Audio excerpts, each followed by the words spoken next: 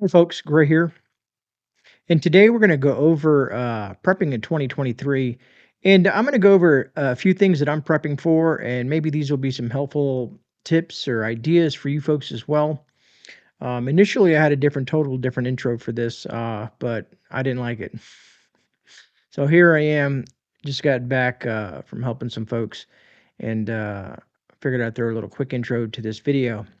Now, initially, I was going to do 10. You'll hear me say 10 helpful tips or, things that I'm prepping for in 2023.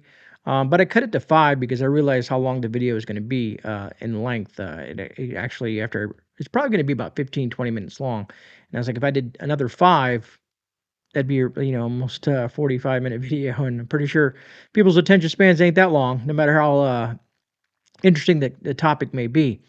Anyways, moving forward past that, I had a little fun doing this video. I was just out and about doing some hiking and running around, and I figured I would put something together for you folks in regards to prepping in 2023. Hopefully, some of this stuff will help you.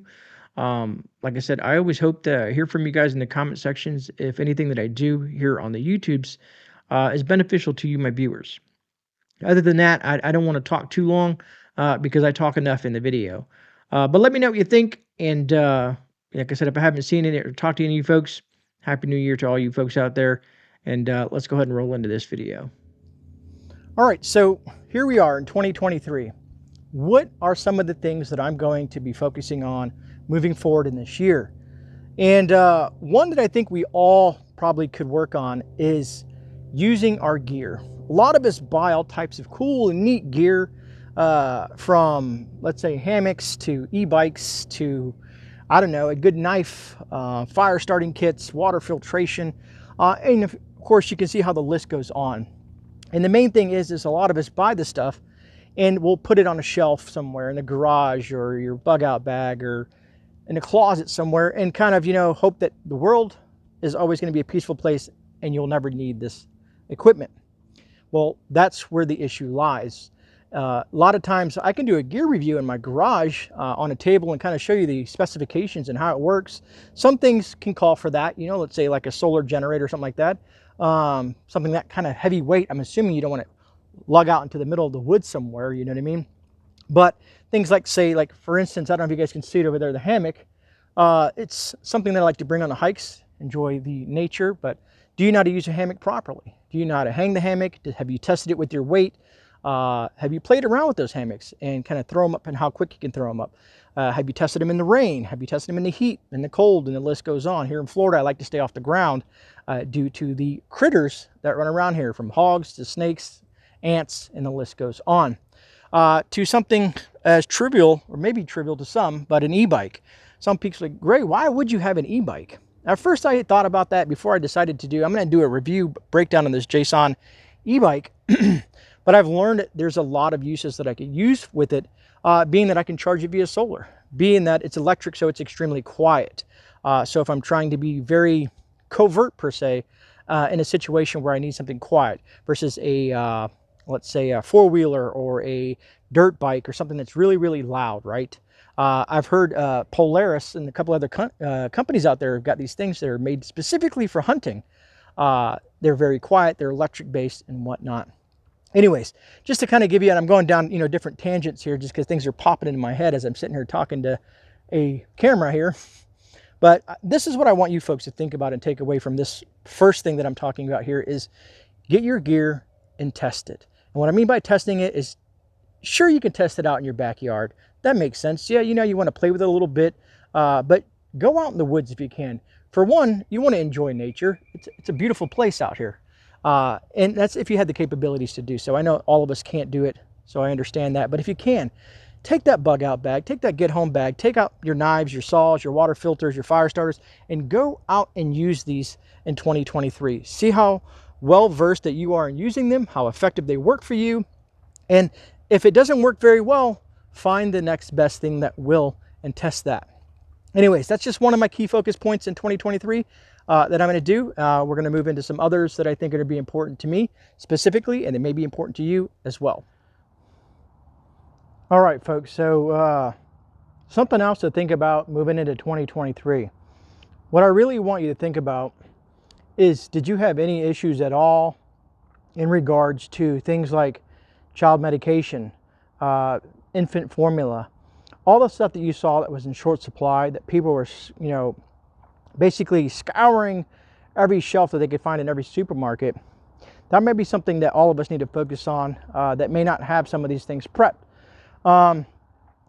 Currently, as far as I know, the child medication thing is getting a little bit better, but there's still holes from different pharmacies and different you know, stores and whatnot. I don't know if you guys are dealing with that directly, but it's something to think about, that a lot of people out there weren't ready for not to have a, you know, a constant stock of infant formula. So if you have a child, or if you know anybody that's expecting a child possibly in the year of 2023, that might be something for you to look at in regards to where you might want to add some additional preps. That medication, see, medication for me is huge, because it's not only the antibiotics that we need to stock up on, but it's the cough syrups, the nasal decongestions, the antihistamines, the pain relievers, the fever reducers, and the list goes on and on. And you know, you need to gauge what has a longer shelf life, where to store it, how to store it. So those are another things that I've been thinking about, that I'm looking at for myself and my family, and also some of my loved ones that were caught off guard by this, which are now starting to understand why I do what I do as a prepper. So that might be a number two thing. I want to kind of go over 10 different things. I think we started with number one. Let's go, this is number two. But looking at things outside the box, things that some people may not realize how important they are until they don't have it. So again, think about some of the situations you ran into in 2022 and use that as a stepping stone moving into 2023 to, let's say, restructure your preps, or things that you may need to add to preps that you didn't think that were going to be in short supply. Because here's the way I look at it, folks. Anything that you need, anything that a consumer needs, be it for survival or beyond, is always going to be in a situation so that something arises and it's going to be in short supply. Let's say, for instance, you know, you live somewhere where it gets cold a lot. Maybe get a couple additional wool blankets. Maybe get, you know, some extra propane. These are just things to think about. And that's the whole reason I've been thinking about doing this whole, you know, 10 ideas for 2023 for myself and you, my viewers, is to kind of get our minds going moving forward now that we're in 2023, and things that we need to focus in on. All right, so let's move on to something else. All right, so number three, and this is one I'm going to be working on hard myself this year. I've been slacking off the last year or so, and it's time to get back into shape, folks. Now, I know all of us can't do some of the things that others can do, but we all have the capability of doing something. So what I mean by that is, if you have the opportunity to go on hikes, if you have the opportunity to walk around in your neighborhood, if you have the opportunity to, let's say, bike, walk with your family, if you can, you know, lift some weights, do some cardio, things like that. I'm not a huge into the whole lifting weights and bulking up like some folks like to do. I'm more into the cardiovascular type of exercises and stuff like that, because it's all about long distance for me, going the distance. And the better your cardiovascular is, it's just all around good health, at least from my perspective. I remember in the Army that, you know, it was a lot of running and jogging and climbing and just lots of different stuff, which put a good tax on our cardiovascular systems. And I would love to be where I was at when I first stepped in, and to have that kind of physique and the physical capability that I did then. So also my diet, what I consume on a daily basis. Now, I'm going to be doing a review, not even, you can kind of say a review, but Nutrient Survival has this awesome thing popping off for 2023 that I'm going to go over in more detail in another video. But it's like a way to, it's like a jump off point, a starting point. And it's just so simple the way they have it set up. It's awesome. But it'll kind of get you kick-started to eating healthier. The holidays are over, folks. The stuffing, the turkey and the, you know, potatoes and pies and all that fun stuff like that, it's done. So it's time to work on that midsection, at least for me, and maybe some of you others out there. Because honestly, folks, in a really worst case possible scenario, your health is going to be huge. And some people are scared to approach this because, you know, they haven't done it so long, or they're so old, or their back hurts and stuff like that. I've been there. I've been there. A lot of you folks know me. If you've been watching the channel a long time, I've been in some of the worst possible spots with my weight and my mental aspect and things like that. And the more I push myself, the better I feel.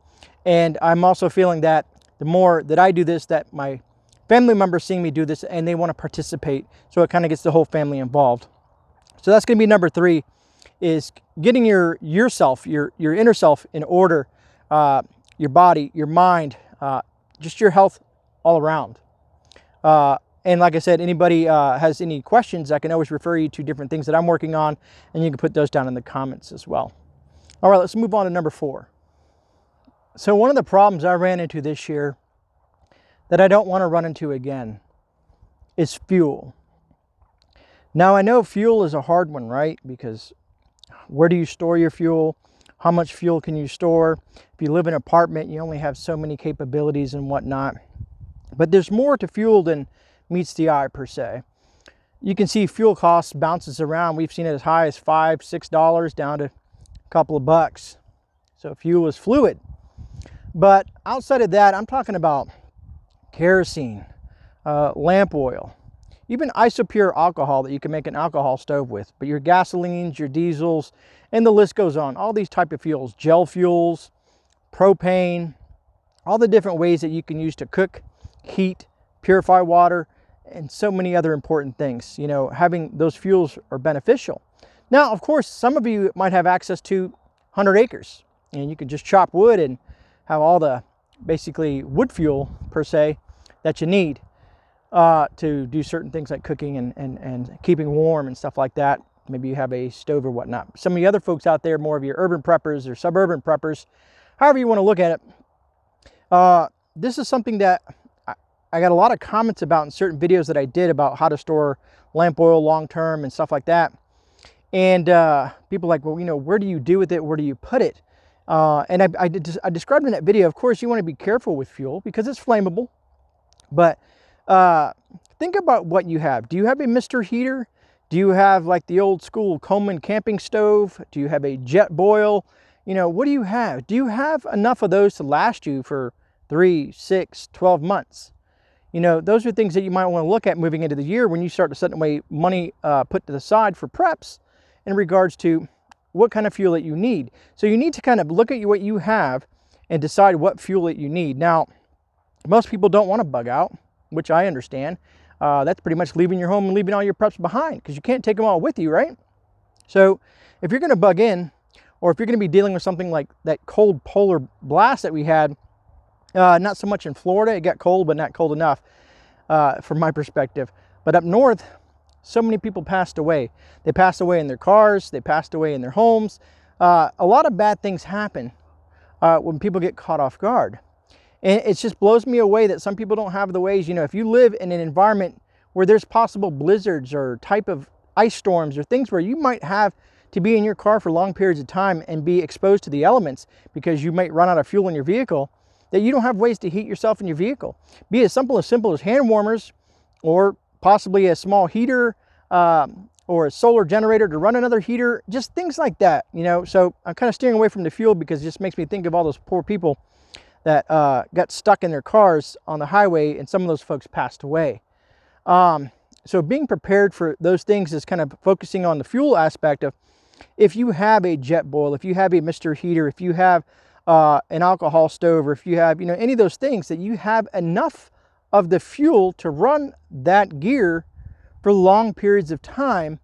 For, let's say, something really bad happens and you need that stuff to run for 6 months straight. Think about this, folks. A single 1-pound propane canister to Mr. Heater running at full blast is going to run you 2-3 hours max. So depending on how much propane that you have, if you have a 150-gallon tank outside, great. Do you have a way to take that fuel, put it into the 1 pounds, to put it into your Mr. Heater? These are things that I'm just trying to kind of get things flowing in your mind to make you think about. So I think what's that number 4 is fuel. Fuel is something that I'm going to be working on, and maybe some of you folks might need to work on as well. Like I said, I'm just kicking around ideas and things that I'm going to be doing and focusing on a little bit more because I've, kind of played around with certain aspects of this stuff and realized this, doing the math, is only going to last me, 12 days. That's not good enough, at least from my perspective. Let's move on to number 5. All right, folks, here we are at number 5. Funny enough, I was thinking about this. This is already a long video. I'm going to stop at 5. I know I said I was going to do 10. If you guys like, if you guys want to hear another 5 things that I'm working on for 2023, go ahead and put that down in the comments, and I'll do another one next week of the other 5. But to kind of sum this up a little bit, just to kind of bring some closure to what I'm talking about here, and some helpful tips in regards to what you're going to be doing in 2023, some things to look at. One thing that sticks out with me tremendously is teaching other people about emergency preparedness. Now, Rudy over at the Alaska Prepper has this saying, reach one, teach one, and repeat.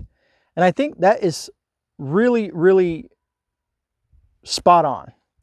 So let's say 2,000 or 3,000 people watch this video, right? And each one of you talk to someone in your family, a friend, a coworker, and get them to start prepping.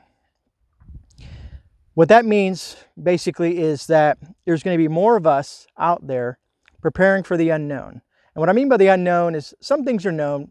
You see a storm front coming this way, a blizzard moving your direction, hurricanes, and the list goes on.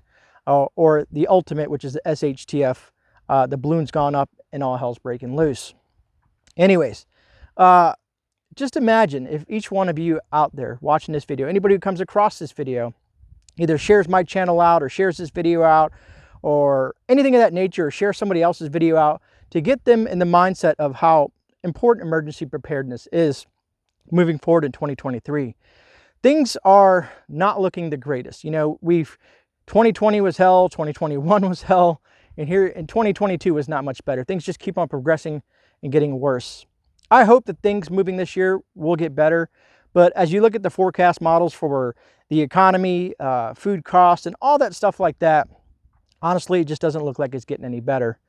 And folks, the main thing that I want you to get from this, some of these things that I'm doing for 2023, is that, emergency preparedness, folks, it's not a hobby. It's truly a lifestyle. And the more folks that we can get involved in this, the better. Especially people that you care about, the folks that are dear to you. Maybe you go to church, speak to some of your congregation and talk to those folks like I do. I try to spread the word of being prepared in all aspects of my life, from my work to my personal life to my church life, and the list goes on. And just imagine, let's say 2,000. I'm trying to look at the numbers now. 2,000 people watch this video and you share it out. And half those, let's say 1,000 people, listen to what you have to say. They come across, you show them this channel or another channel like it, and they're like, wow, that does seem smart. Maybe they experienced one of the issues from 2020 to 2022 with shortages on different things, between the cost of goods to the shortages of, like I said, the infant formula medicines, and the list goes on. Other countries are dealing with energy crisis and shortages where they're, it's freezing out and the government shutting everything down, saying that, this is what you're going to do. You're going to have to deal with it. You have no choice. So why not? Why not take that step and just get a little bit more prepared, get someone else prepared that you care for, or just imagine what we can do as a community. Like I said, maybe we'll do a live stream and talk more about this on Wednesday. If you guys like to, you can always put that down in the comments as well. I'd like to hear from you, just so I can kind of get an idea of if you guys like these kind of like just me talking heads, out in the field or out in the woods.